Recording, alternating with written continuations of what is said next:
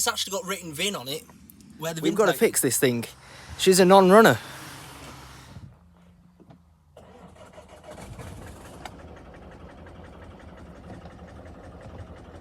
So let's go along. Number 3. Number 3. Taking a sample of diesel, put it in a jar so we can check for any swarf.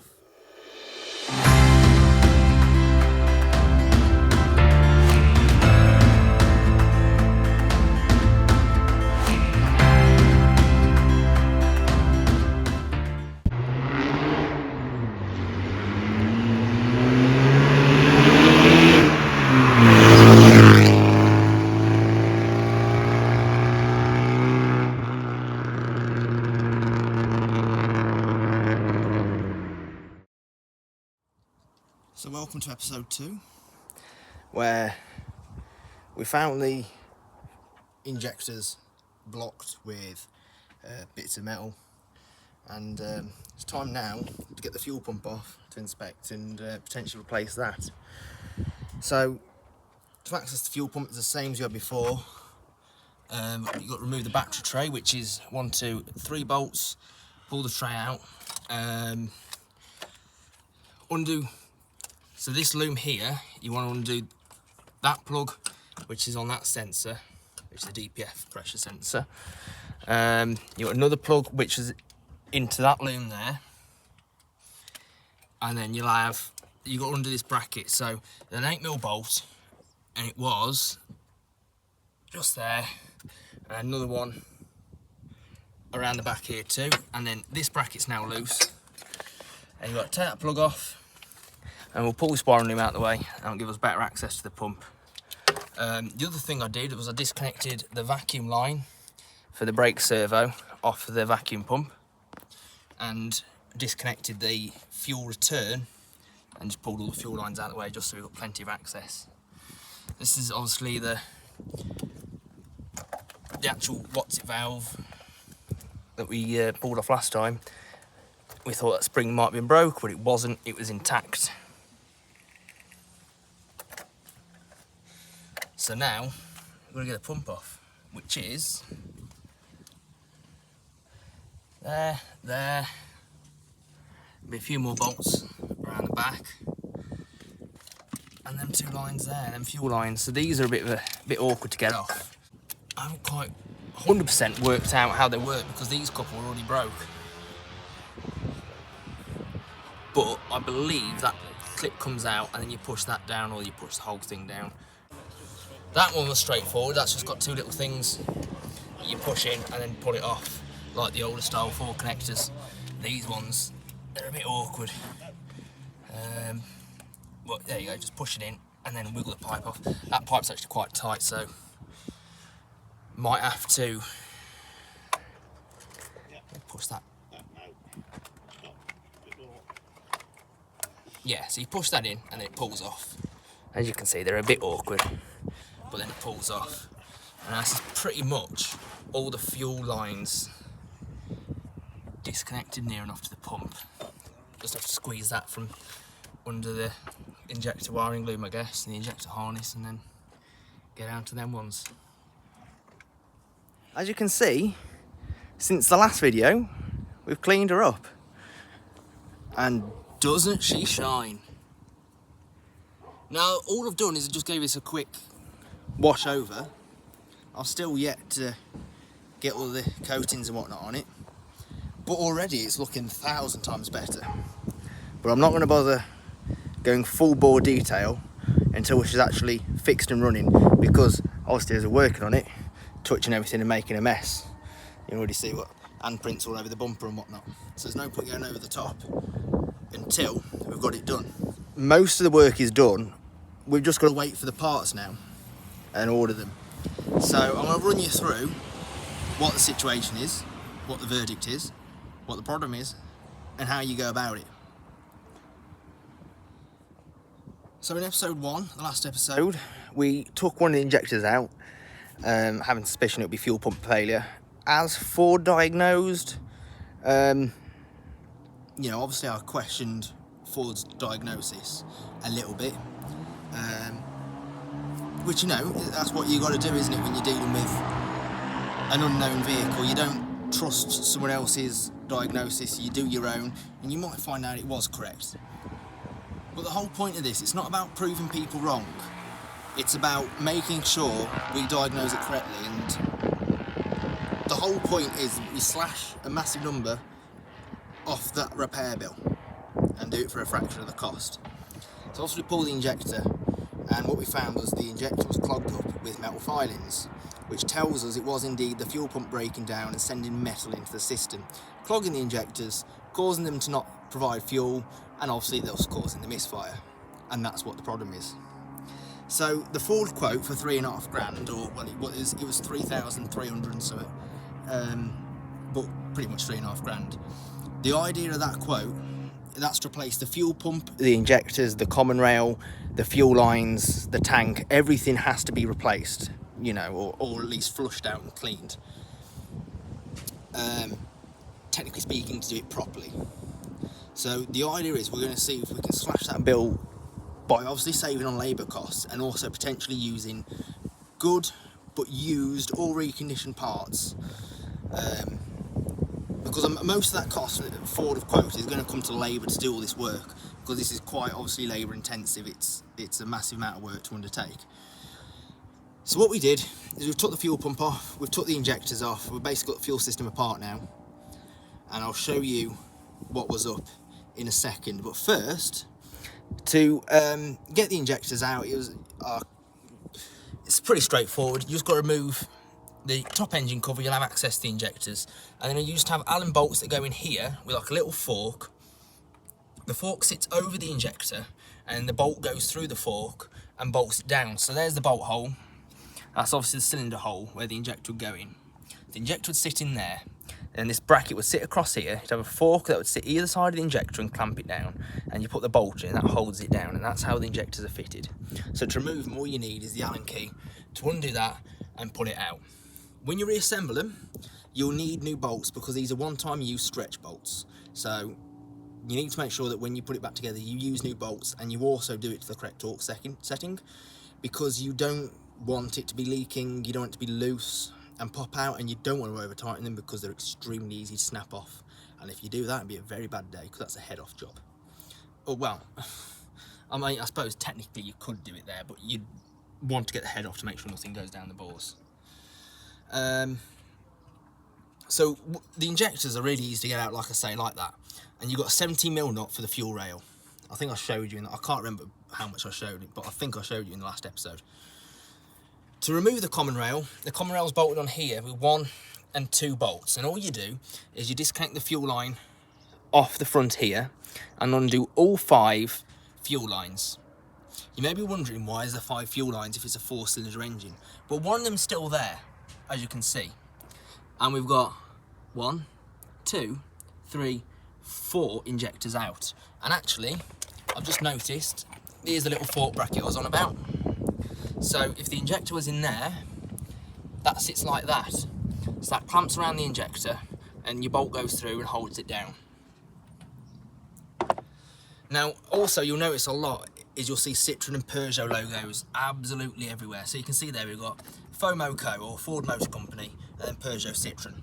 The reason for that is because these 2-litre TDCi engines are Peugeot engines. The Peugeot Citroen engines, obviously Peugeot and Citroen are together as one company.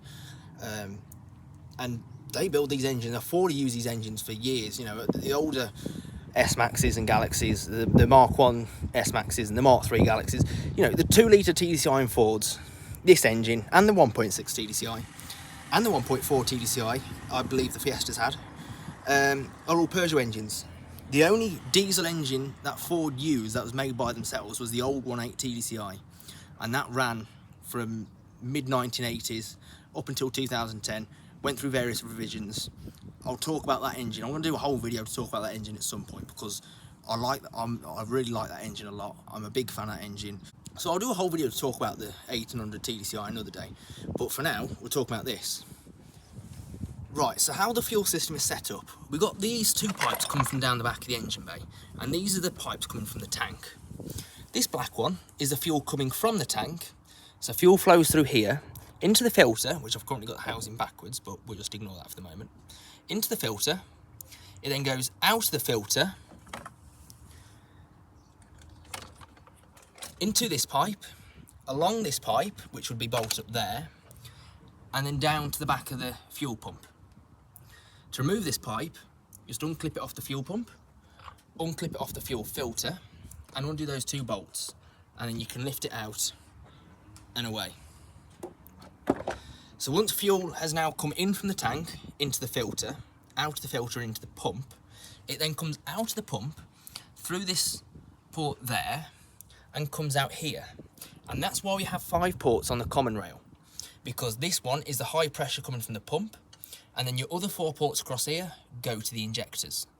You also have a return off here for the fuel pressure regulator, which goes into that port there. This is a return that comes off the fuel pump from there, and that also comes along here, and then it goes into that connector there, which then returns back to the tank. The leak off or the spill off pipes off the injectors come off each injector, and they come together and also go into the back of the pump. I'll show you that on the pump and the injectors in a moment. So just to show you what the system would look like as a fully built up system, I've just plonked the injectors on top of the engine and laid the leak off pipes roughly where they go. So obviously injectors are sitting there, and then your leak off pipes, like I say, they come out the injectors, go across, and then also down the back to that diesel pump where, as I says, these other pipes connect on, roughly all in the same sort of place. So what I've done is I've left the injectors connected to the common rail just so I can keep them in order. Common rail bolts on there. So to take the injectors out, you will have to unbolt them off the common rail. I'll just bolt them back on just so that they are all kept in order. These clips, so if the leak off's like that, all you do is pull that up and then it will pop out. Or sometimes they're a bit tight, but they'll just pull out because it's on a rubber O-ring. And that's how they are, and that's how it comes off. And it's the same at the pump end, exactly the same. You'll have one of them green clips, it just pops out and then it pulls off. In my case, the green clip sprung down the back of the engine. I'm going to go and dig for it in a minute. So that's obviously how the common rail would sit. Normally it'd be bolted up there and there to there and there. And like I say, you've got your 5 ports, so 4 injectors and the fuel pump in. And that was the output I was on about. Goes onto this return line, onto there, and then down there. So let's pull this injector rail out of the way. Obviously that's how they'd sit in the engine. So plonk them down there. All of this lot,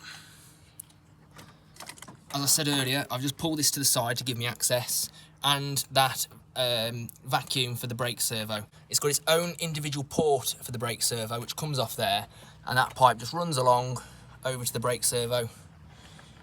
So just unplug that, took that out of the way to give you access. So we've looked at the injectors, we've looked at how all the fuel pipes on that lot works. So what about the fuel pump? So to get to the fuel pump, you need to remove the battery and the battery tray. And to get that, you need to remove the airbox, which will already be out because what we did earlier to get the airbox out. I showed you that pipe, how that pipe sits, and the airbox from there, it pretty much just lifts out, but you have 1 bolt there and 1 bolt there for the cold air duct, and then the airbox just lifts out. Simple as that. Pull the battery out. You'll have 1 bolt into one of these, depending on what size battery you got. All depends on which one of these will be occupied.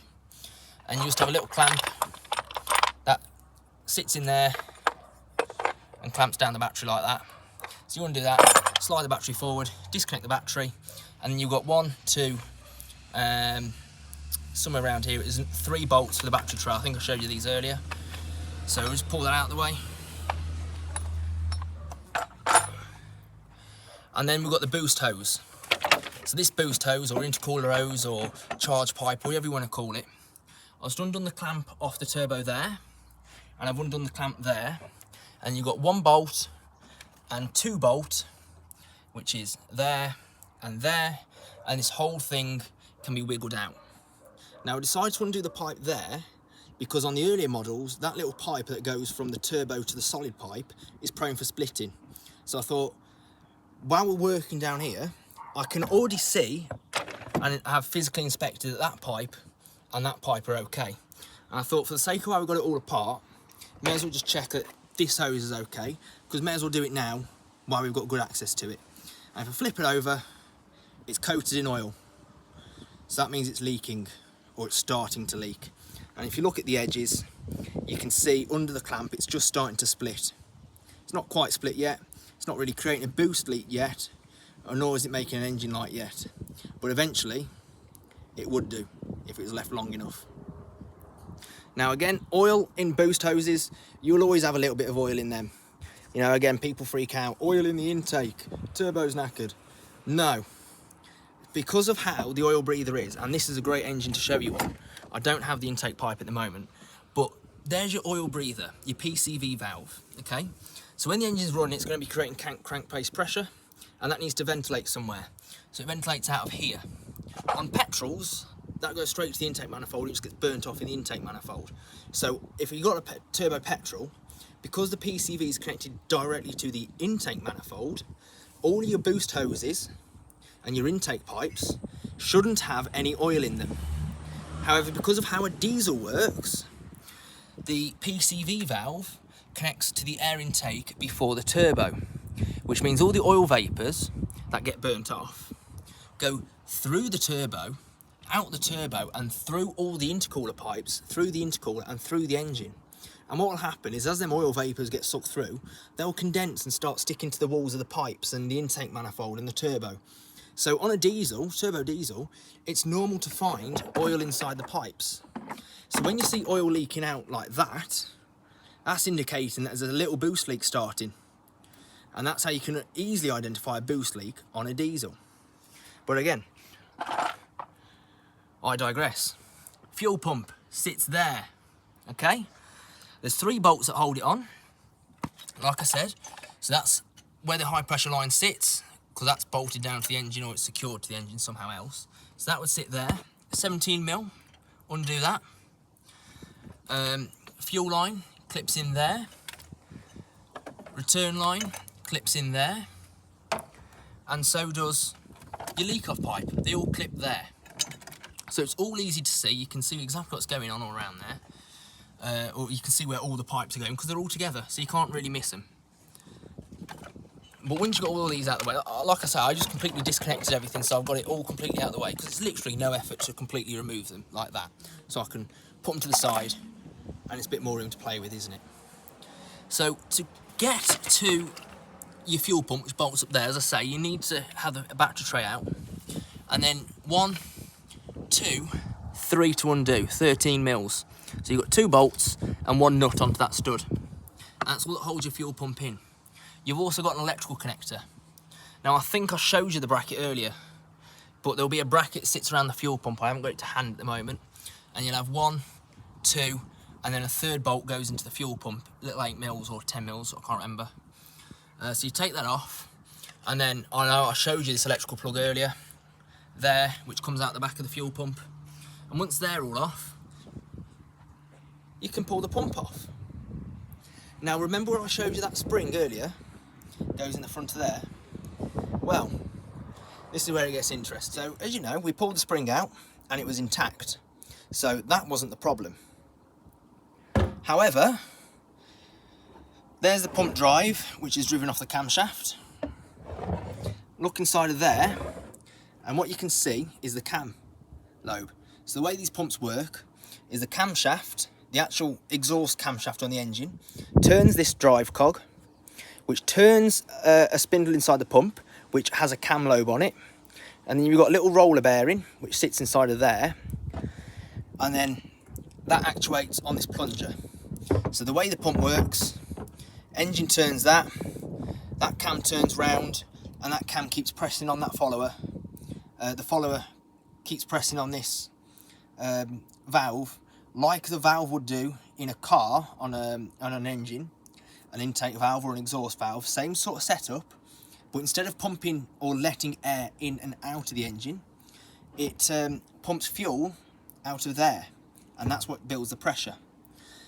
The actual failure on this car is indeed the fuel pump, and it is indeed putting metal fragments into the fuel system and clogging the injectors. Have a look at this. There's your cam. As I spin this around, start to see a bit of wear there, and then, ooh, That's nasty. And that is exactly what is wrong with this. Look at the state of it. So that cam has started breaking down and is sending metal fragments into the fuel system. So we know we do indeed need a new fuel pump. We're going to need injectors because they're blocked. And that means that, technically speaking, the entire fuel system is contaminated and should be replaced. So Ford was right with their diagnosis. You know, like I said at the start, we're not trying to prove anyone wrong.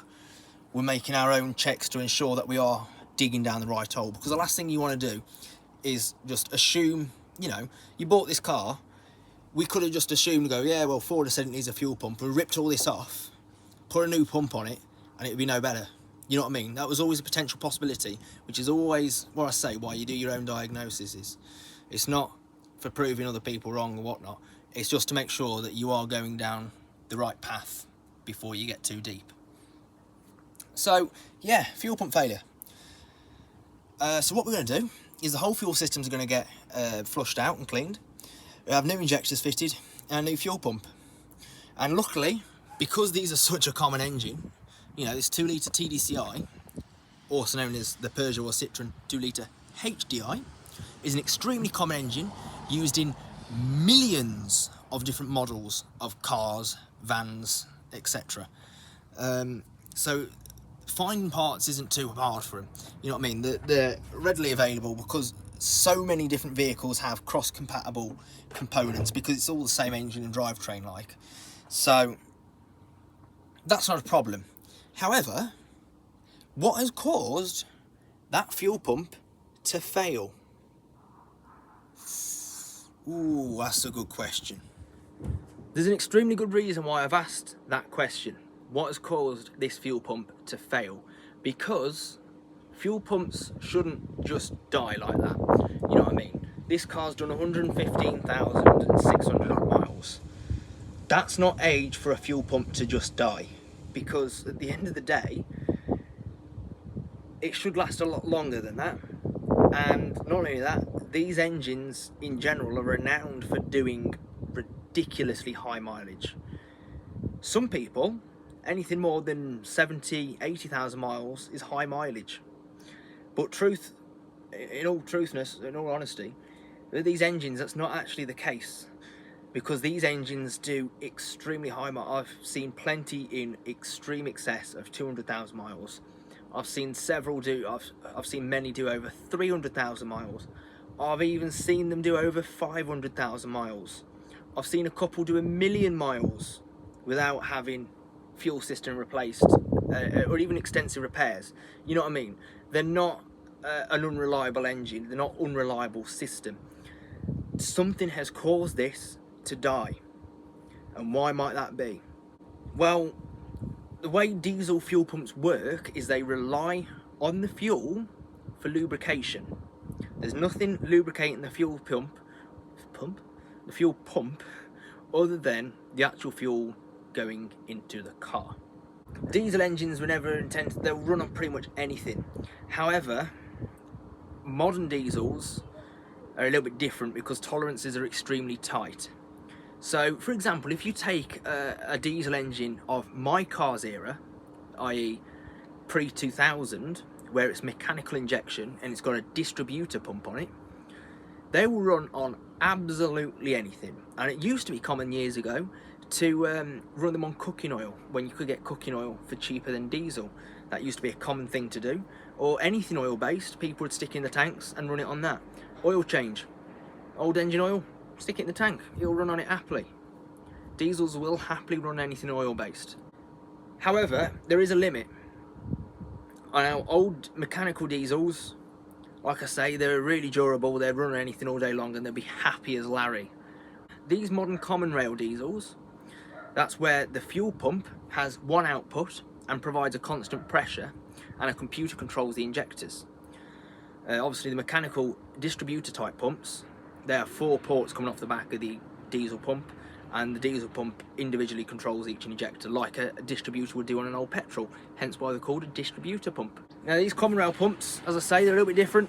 and they're extremely high tolerance compared to old mechanical diesel pumps.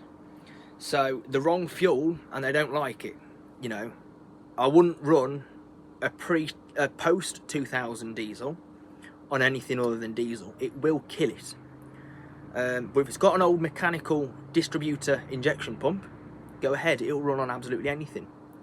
If it's a TDDI or a TDCi, it's common. To be fair, TDDIs will run on it as well because they've got a distributor pump as well. But if it's got a high pressure pump like this and a common rail, no, it ruins them. So I believe the cause of this failure to be incorrect fuel. Now, I'm not suggesting that the previous owner's done an old school trick and ran it on, you know, a bit of chip fat or his old engine oil from doing services. No chance. This car's had all of its services done at Ford. I think they may have misfueled, potentially filled up with petrol instead of diesel. And that's not going to end well. And to be fair, you may be thinking, why am I thinking that? Because when we looked at the sample jar I took, which I don't even have kicking around anymore, but the sample jar of diesel, and we looked inside the housing, it looked very much like diesel and it smelt very much like diesel. However, when we've been messing with the pump, this smells of petrol. But you know, you can smell this entire fuel system. You probably smell the fuel tank and it'll all stink of diesel. You can pour it into whatever and try and light it and it won't light. But this pump definitely smells of petrol. So I don't know if there's maybe some fuel sitting in the bottom. Perhaps previously it's been misfueled. Since then it was fueled correctly and it just destroyed the pump and it's just been slowly chewing itself up. That's quite potentially a possibility. This gets me curious because I don't even know if this is unlocked. It is. This has got an easy fuel system. That means there's no fuel cap. So when you put the fuel nozzle in, it pushes that valve open, that sealed valve. You can see the seal around it and it's quite stiff to press. So it pushes that open. And then just there in the neck, I physically cannot get my finger anymore because there's another valve in there. And that valve only opens up if you put a diesel nozzle in it. A petrol nozzle is slimmer. And yes, it will fit in the diesel hole, but that valve at the bottom is an anti-misfueling device kind of thing. It physically stops a petrol nozzle from being able to go in. Because of the older diesels that didn't have that, they'd have a massive wide neck to suit the massive wide diesel neck. And you could just slide a petrol nozzle in as anything because it's a lot slimmer. So I question how, if that is petrol in there, it definitely smells of it. How on earth did it get petrol in there? But that aside, if it is in there, and I've got a reason to believe why it's been in there because that smells of petrol. One thing we did also notice, this, it's not going to do it now, is it? I can't even get it to shut properly now. But this, the flap's a bit loose, and this is, there we go. Someone's been messing around with that. I spotted that when the car literally first pulled up before I even recorded episode 1. So someone's been messing around with that fuel cap for some reason. Potentially trying to drain the tank. I can't understand why or how. So the general consensus is it needs a pump, it needs injectors, and I believe, my theory, I mean, it's going to be a complete guessing game. You're never going to truly know. My theory is because this car had a breakdown a few months prior to this happening, it had all the injectors replaced, and then it's happened again. I think what's happened, they've misfueled it and put petrol in it, ran it for a bit, and then it wouldn't start because petrol has a higher flash point than diesel. So if you put petrol in to a diesel and then run it, because you've obviously driven to the fuel station, you've got a hot engine. And then when you drive off, the system's still going to be full of diesel until a bit of time afterwards when it finally starts to suck the petrol through, or the fresh petrol, in a case that you misfueled it.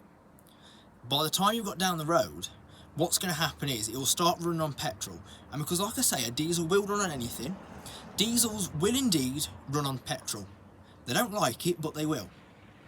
So what's happened is it's gone down the road, because it's now on a hot engine, or the cylinders are hot enough to be able to combust the petrol. It started running on the petrol, they switched it off, it cooled down overnight or whatever, come to start it the next day, it wouldn't start. That's when they realised their mistake. So they've cooled out, they've had the tank drained, hence why this has been messed with, and it's been refilled up with diesel. It had new injectors put in, but the damage was already done.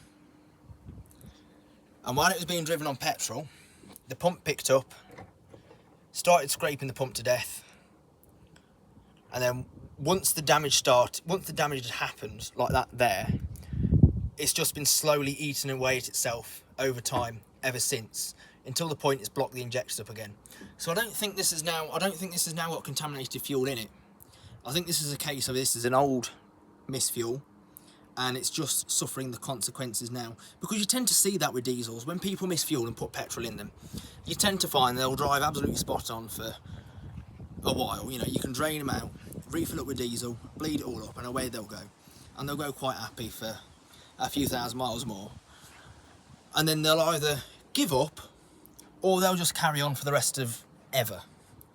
You know, it always goes two ways. They'll either give up not too long down the road, or they'll just plod on. And in this case, it's just given up. And that is my theory of what's happened with this car. So yeah, that's where we're at. It's been more of a talk video, this one, talking you through everything, because to be fair, a lot hasn't gone on since episode 1. So in the last episode, all the work went on, you know what I mean, we got all the injectors out, and the last thing left on the car really was that diesel pump. So we've took a few bits off to get to the diesel pump and get the diesel pump off, so we can inspect it, make sure it is the right part that we're going to order, and get the part numbers off it. So there hasn't been a lot really to record, because it's just been a matter of getting the pump out so we can get the details off it. It's been a bit of a talking video, I know, but now we've got the parts. Now we've got the parts off. We need to order the new ones, and then episode 3, once the parts are here, we'll be putting it back together, seeing how she runs. And once it runs all okay, then we'll start touching up all the paintwork and getting it all nice. I mean, the paintwork doesn't, by touching up, I don't mean like doing paintwork. It doesn't need paintwork. It's, for a black car, you know what I mean? Black shows every little blemish, scratch and everything. There is nothing wrong with this whatsoever. This is the cleanest black car I've ever seen in my life. So it literally, all it needs is just a quick, now it's had its base wash. Once the car's done and fixed, it'll just get a quick maintenance wash, and then we'll start getting ceramic coatings and all the protective layers on it. Get it really glossy, because it's black. Black shows every little piece of dirt.